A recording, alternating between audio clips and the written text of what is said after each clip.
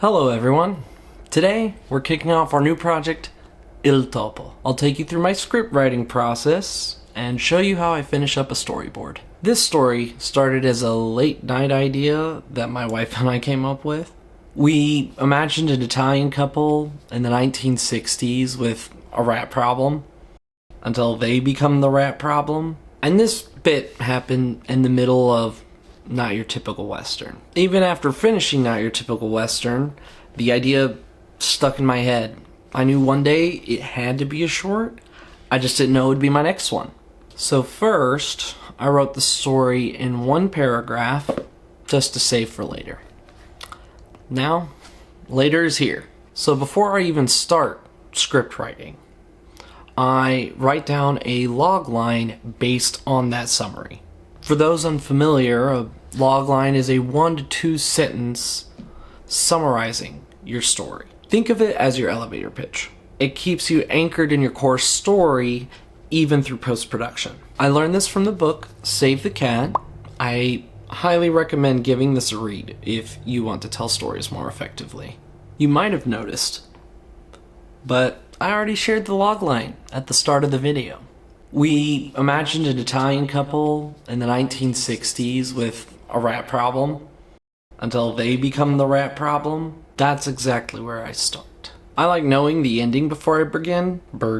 Okay. It helps me follow a writing trail and connect the dots from start to finish.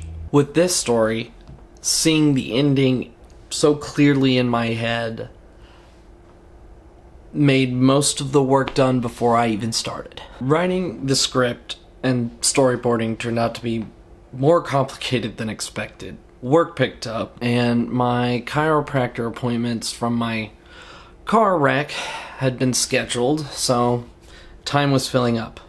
But then I had the urge to write, and I was able to basically stay up late in one sitting, write the whole thing. Perfect timing. But the storyboard? Well, first, my favorite pen ran out of ink. Fun fact, fountain pens don't like acrylic ink, but calligraphy pens do.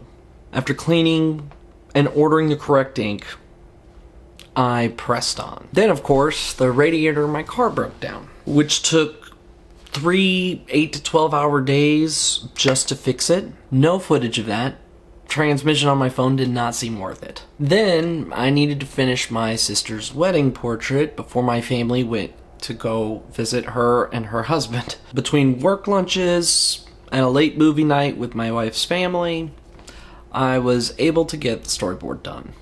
Now that the storyboard's done, it is time to budget and shot list. And if you haven't already, please check out Not Your Typical Western. It was a lot of fun to make, and I would love to hear your thoughts. Until next time.